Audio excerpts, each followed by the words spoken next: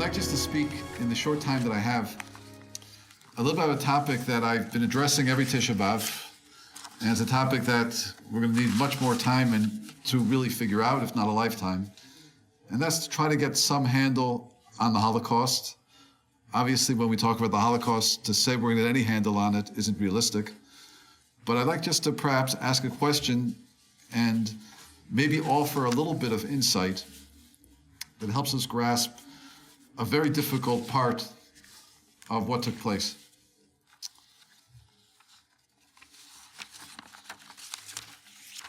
First of all, it's appropriate that we speak about the Holocaust on Tisha B'Av, in that we understand that everything that happens to us nationally is really just an extension of the destruction of the Second Temple.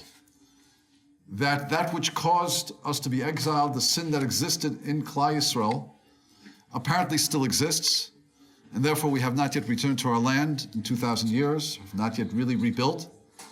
And when we have national tragedy, and of course the Holocaust being an extraordinarily significant one, is a continuation and an extension. And that's why this morning when we said kinos, the first keynote which we said, which wasn't about the Churban, had to do with the Crusades and the massacres took place in Germany. Mainz was Speyer in the 1000s as a result of the Crusades. And the reason they were included is because the Rishonim at the time understood that this national tragedy called the Crusades and all the death that resulted in Germany was just a continuation, so to speak, of the Roman exile.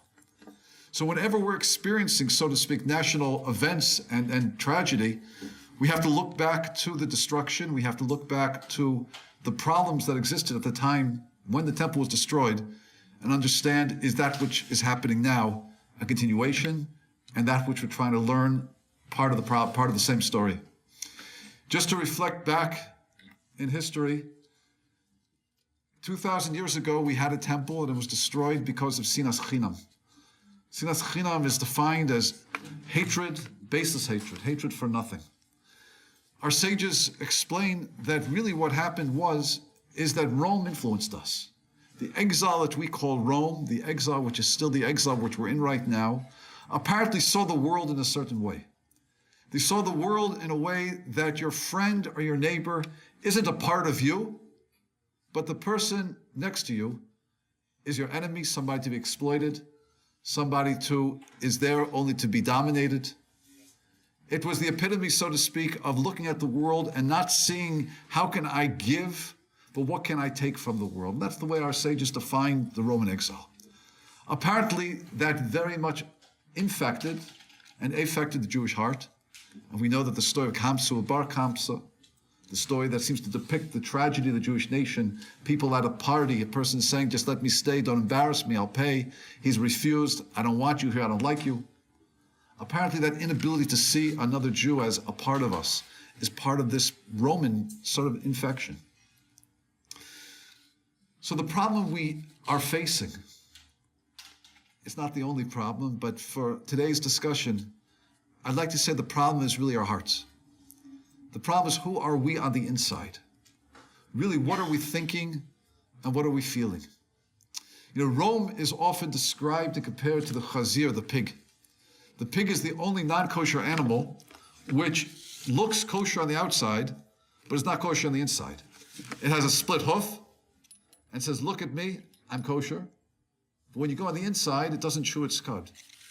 So the pig represents the idea of looking good, but being phony. And apparently might be, I don't want to speak badly about us as a nation, but if there's something we need to fix up, it's the ability to fix up the heart. To get to our heart and define ourselves. Who are we? Can we give? Can we love? Can we look out for someone else? Can we love Hashem no matter what? Can we get out of ourselves and by doing so, perfect the heart that has been so damaged for 2,000 years and so badly in need of repair? With that as an introduction, I'd like to ask a question that Rav Dessler asks. Rav Dessler, we know, is the great Mashgiach of Panovich, and before that in Gateshead, he died in the 1950s. And Rav Dessler is commenting about his own yeshiva in Chelm. And he says like this, he says, Mi yuchal l'shayras Asu Kadoshi Elyon Ololo Babisha. Who could describe these great and holy men? Chizkos levavam bi'amsuas rucham. They strengthened themselves. Yisalvu b'simcha atzuma amitzos kiddush Hashem. And they rejoiced, and they excited themselves in order to do the mitzvah of kiddush Hashem b'siras nefesh. Shegi liyodam. That the yeshiva of Chelm was one of the most illustrious, beautiful yeshivas in Europe. It was taken into the forests by the Nazis, Yimak Shemam, and they were machine gunned to death. As they were going towards their pits, they were singing and they were dancing. And they were saying as follows. It says, and they started to sing, Ashreinu matov chalchenu. How fortunate is our portion. Ashreinu sheYehudim anachnu. How fortunate that we're Jews. Ashreinu shezachinu namus. Achiyusenu Yehudim. How fortunate are we to die? Because we represent the Almighty. We represent Klal Yisrael, the Jewish people. And they made a circle. They made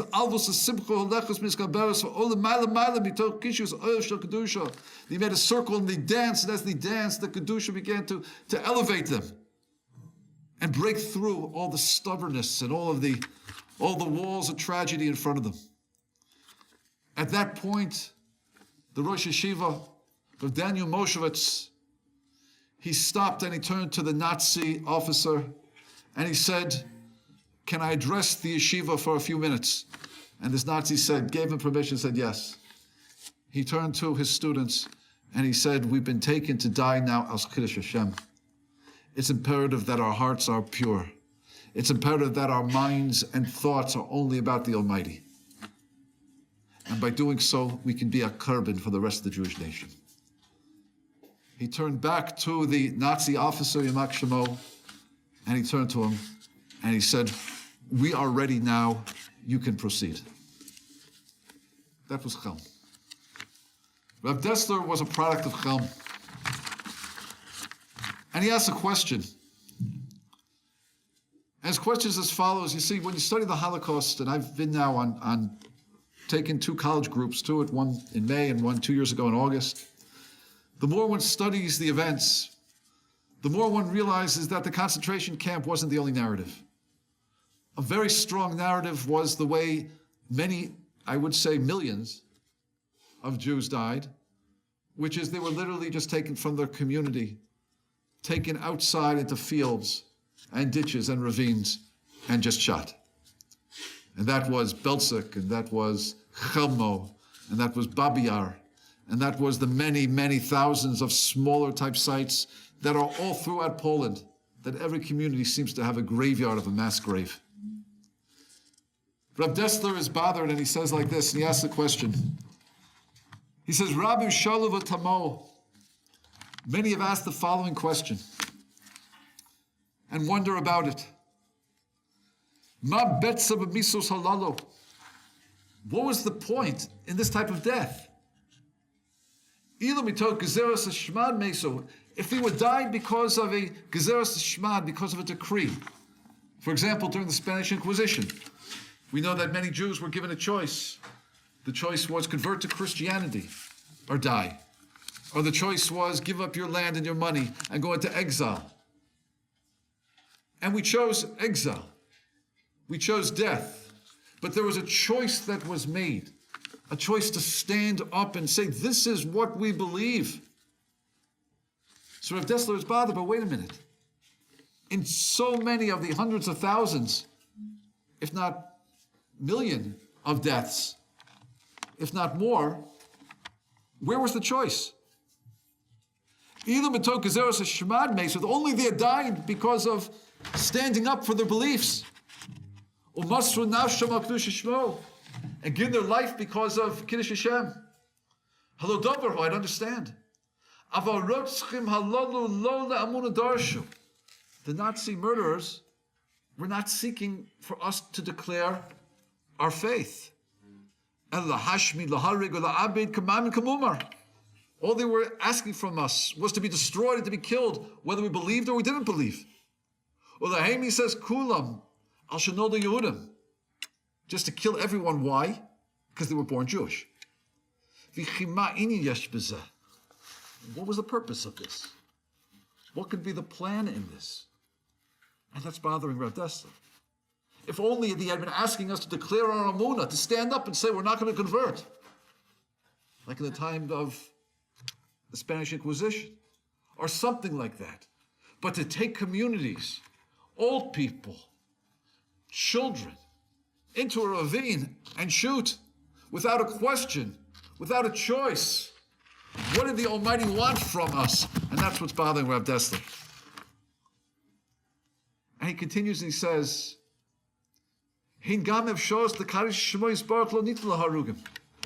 given the opportunity to sanctify his name. Why? Tamir Rabasi, he says, this is a great wonder to me. It's a great wonder, but I think he gives a beautiful answer now that I think helps us define who we are as Jews and what our mission right now in the exile really is. He says as follows, he says those men of Chelm who danced, so to speak, Ashreinu Chachenu, at the moment of death, and stopped and fortified their hearts to say, what do we believe? What are we thinking? What are we feeling? They took that moment to do it. Not everyone did, but they did. And they did it, why?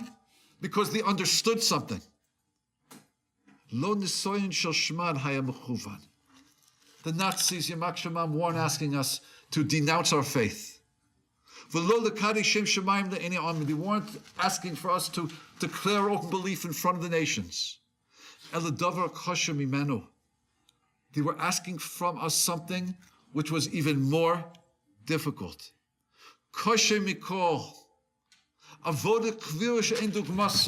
They were asking us to do a divine service that has no parallel in Jewish history.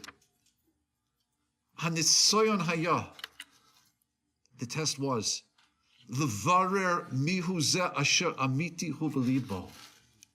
define yourself in your heart. Who are you? That's what the Nazis, Yamak Shema, as the instrument, the vehicle, to bring the Jew back to our essence and our perfection, willingly or unwillingly. We're asking us to go inside of ourselves and figure out, who are we? What are we feeling? What are we thinking? What are we committed to? How can I give? How can we give at this last moment? How are we going to go to our deaths? And not just in the outer expression. And in the outer expression, it was also very glorious. The different stories about mothers comforting children, families staying together, fathers pointing upward saying trust, the lack of panic, the lack of the self-restraint. This all demonstrates the greatness of a Jew. The concern for each other, even at that last moment, is certainly there, and we can read many stories about it. But it seems, according to Rav Dessler, there was another test going on. This was the test that says, who are you? What's in your heart? What are you really feeling right now? What are you thinking? Are you going to utilize this last moment to complain? This last moment to denounce one's faith in the Almighty? Or is this where one's going to come and say, Shem, I am here for you? Whether one dances, as did the B'nai Torah of Chelm, or whether one quietly accepts it in one's heart and says, Hashem, I'm for you. This might have been the greatest test that the Jewish nation has ever faced. And the truth of the matter is, as we get close to the end of the Galut, as we get close to the end of the exile, we have to work and perfect ourselves in radical ways. And the Nazis, Yamak Shemam, the Germans, tested us like we've never been tested before. They challenged us to absolutely define ourselves internally in a place that only we know what's going on, in a place which really is who we are. And Rav Dessler says, this was a test to define who you are in your heart. Who is going to sanctify God from within himself? And turn his heart entirely towards Hashem. Without any remnant of foreign matter. And can stop now and say, Hashem, I can rejoice in such a death. I can know that I have given at the last possible moment. Now we might ask ourselves a question. To give like this, is this the essence of who we really are? I'd just like to say a story about a certain woman that I met going back about 33 years ago, I forget. I was asked when I was a Bachur in Yeshiva if I'd like to go to Kfar Gidon in the north to meet a woman and a husband, survivors of the Holocaust, who give blessings, and their blessings are very powerful. And a group was driving up, and I said, I'd like to go. And we went up, and we realized that they lived in a almost like a hut, dirt floor, 2 bedrooms. She had been a survivor of Auschwitz, where she had been operated on by Mengele Yamak Shemo. They could never have children, and as a result, chose to take severely disabled and children who needed a lot of help into their home. That time in the 40s, 50s in Israel, it was not, the institutions were not yet very advanced, and there was really no place for such children. They raised children who had severe handicap and disabilities. And they were known to give blessings. I saw that there was a line of cars that extended in this little farming community around the road, mostly foreign cars, who were being driven by people who had flown in from Europe to receive their blessing. And I went and I got their blessing, and I spoke with her husband, the sukkah. I remember he gave me a kiss on my right shoulder as I left. And I remember I forgot the experience. I didn't forget the experience, but I couldn't remember who they were. And as the years passed, I couldn't remember who I went there with.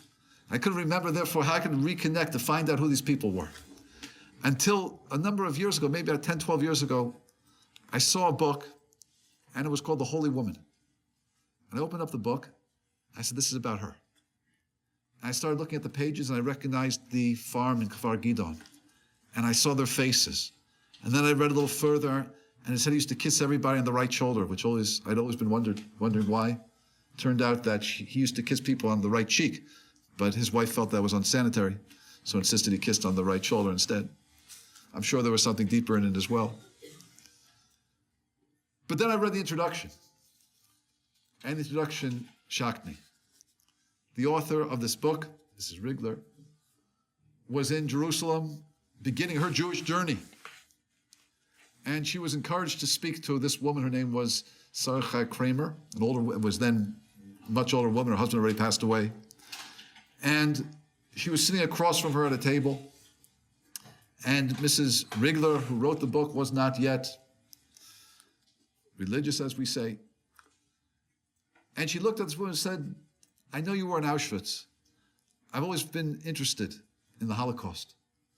Can you tell me briefly, I know it's a difficult question, but what was Auschwitz like?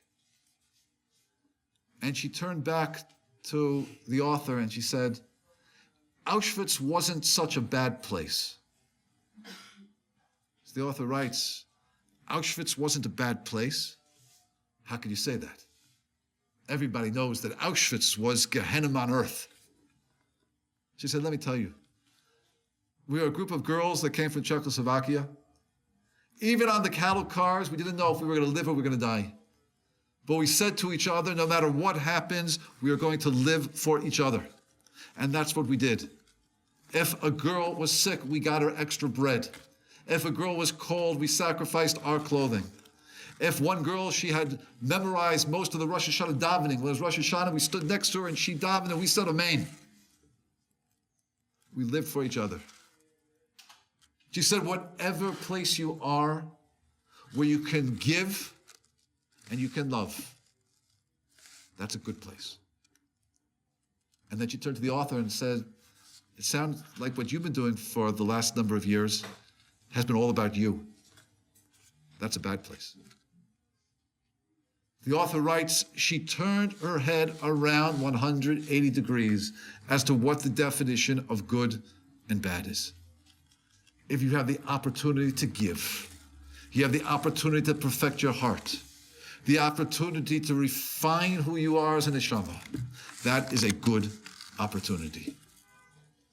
If a person is in a place where they choose to take and be selfish, they're victims of the Roman exile, and they're sinking into the quagmire and mud of Rome.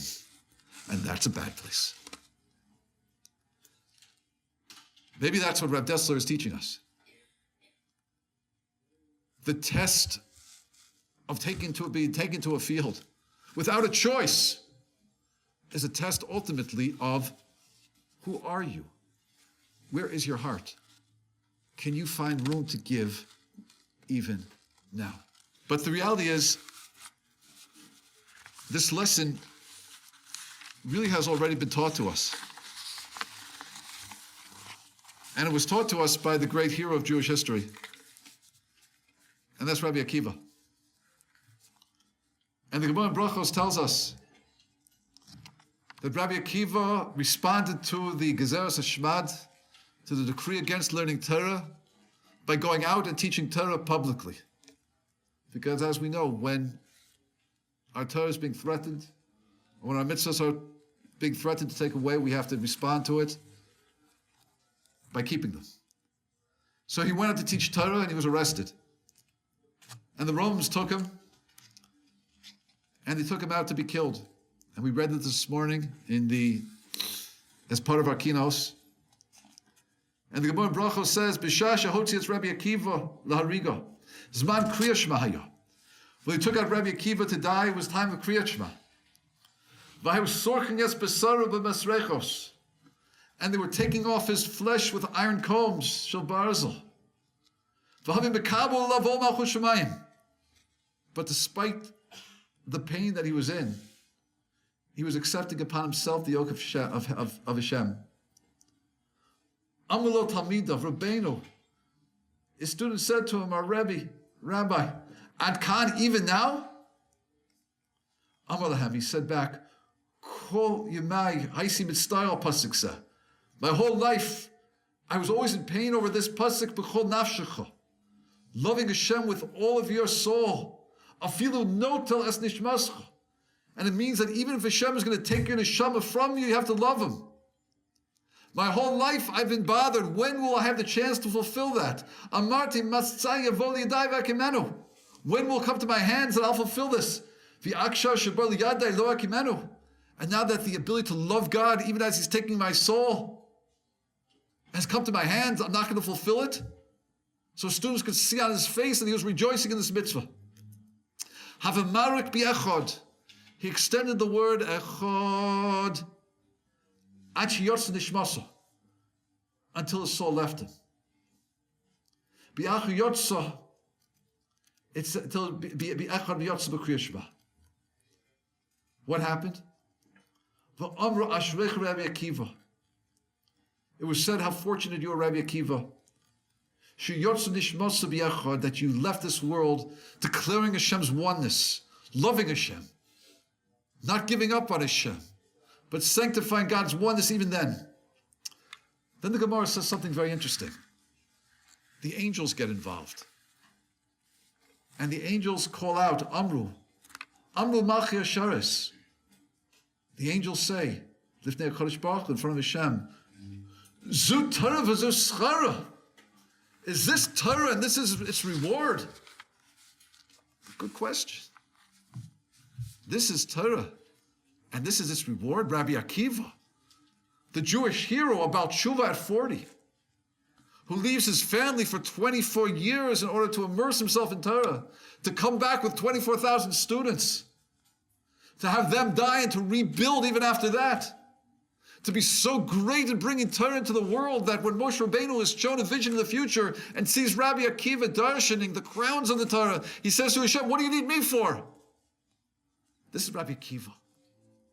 Now Rabbi Akiva, an old man, after all he's done and all he's sacrificed for, he has to die a death where his flesh is being taken off with iron combs. And the angels have to call out, and the angels have to say, Lifnei HaMakom, Zu Torah v'zu schara. This is Torah. And this is its reward? I think that's a very good question. However, I heard another way to read this piece of Gemara. I'd like to share it with you. First of all, we have to note that when we read a piece of Talmud, it doesn't tell us how to read it. It's not like a score of music, which gives us the cadence and tells us now emphasize or now be soft. We have to read it through our own hearts and our own minds, and this is an oral tradition. And we have to bring out from the words that which our sages are intending. So perhaps, and I heard this b'Shem Rakelem, and I think I heard it b'Shem Ravolba, there's another way to read the angel's question.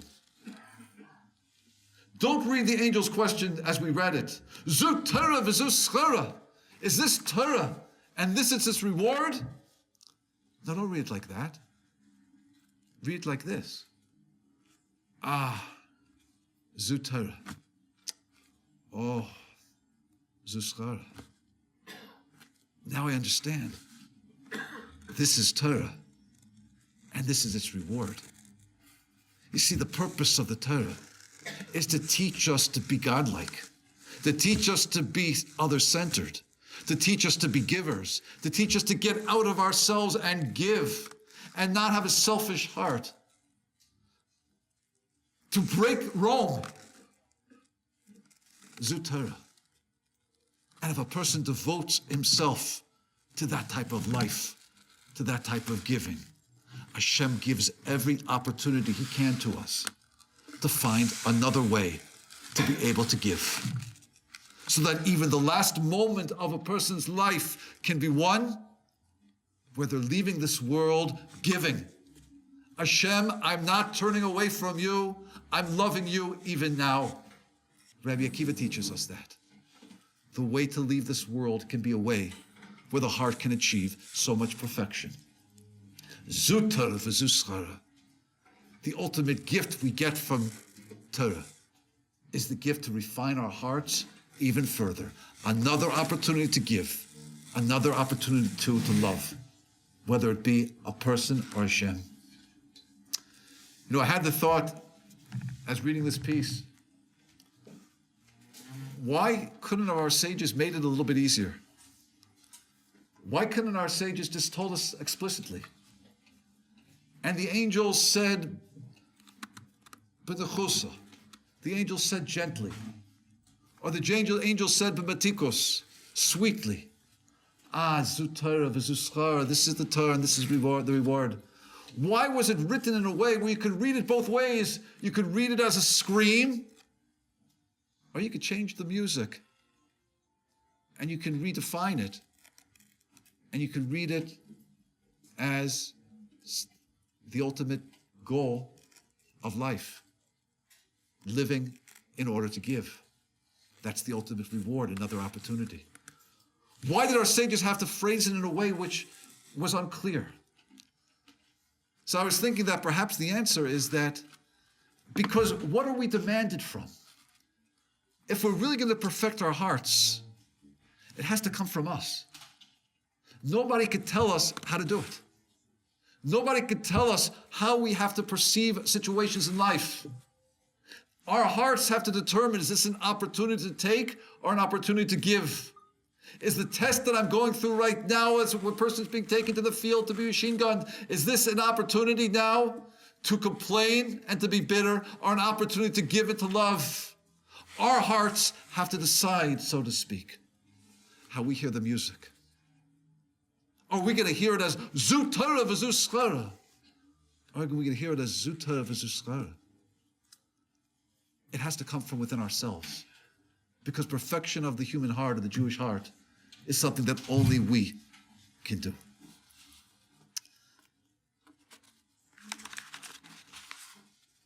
I'm going to end with a piece about a young man in the Warsaw Ghetto. And he was from a group which we call the followers of Matisyahu. There was a group that was in Poland, young men, teenagers basically, who despite all of the decrees against living a Jewish life, managed to live Jewish lives. And there were such groups throughout Poland. When they made us cut off our beards and our peyot, these groups went underground and kept beards and peyos and learned and performed mitzvot. And if you see pictures of the destruction of the Warsaw Ghetto, where Jews are coming out of the bunkers after the Nazis placed gas and whoever survived walked out, you see a whole group of people coming out with peyot and beards. How did they keep those beards and peyos in 1944 when the Germans invaded in 1939? They had been living underground secretly, preserving the spirituality of what it means to be a Jew. And there was one such group, and they were teenagers. And they called themselves the followers of Matisyahu. And this one young man records in his diary. He records that as he is hiding in one of the bunkers in the sewers below Warsaw, he senses that the gas is approaching and that his life is going to come to an end soon. And he doesn't know what to do. Should he take his life early and avoid the pain of the gas, or should he wait? And it says that he was inspired by a story that he remembered. And this was the story of a group of Moranos in Spain. It was a family that was told to convert to Judaism or die, to convert to Christianity or die. They refused to convert. They then had to secret their way out of Spain. And as they were fleeing, a plague broke out, and one child died, and then another child died, and then this man's wife died. When his wife died, this husband lifted his eyes to Hashem and said, I know that everything has been a challenge to see if I would stop believing in you and loving you, to see if I would break. What is left for you to try to break me with now? When they forced me to feign Christianity, we remained dedicated to your Torah in private. We lived under constant fear of being caught, and that did not deter us. Then we had the choice to accept death or flee in order to continue living. We fled. Then you took away one child. We did not complain. Then you took our next child, and still we accepted your decree. Eventually you took all the children, and now you have taken away my wife. What else is there for you to break me with? As I see it, there are only two things left. One is my life, and the other is my belief in you. If you want to take away my life, go ahead and take it. It's not mine to begin with. It is yours. However, if you want to take away my belief and love for you, that even you, Almighty, cannot take away, they belong to me and to me alone. And there he made the decision that despite that he had one bullet, he's not going to use it. He's going to wait and utilize those last moments of his life to continue to love Hashem. My friends, the Holocaust is certainly something which we need a lifetime to understand. It's certainly something we're not going to understand until Mashiach Tzidkenu comes and explains it to us, or lets Hashem explain it to us. But perhaps we see a glimpse by Rav Dessler's question and his answer, that loving and giving at the moment of death can be so powerful. It can be so powerful that the angels can proclaim, this is Torah and this is reward. To perfect our hearts, to learn to live, to give, and to love. It's the perfection of a Jew. It's the work we need to do in the exile. It's the work we need to overcome in order to remove the spiritual sickness of Rome. If the Nazis were the agents to challenge us to see if we can succeed. I would suggest and dare say, so many Jews were successful. And in this course, we are going to see the redemption in Rabbi Yameinu.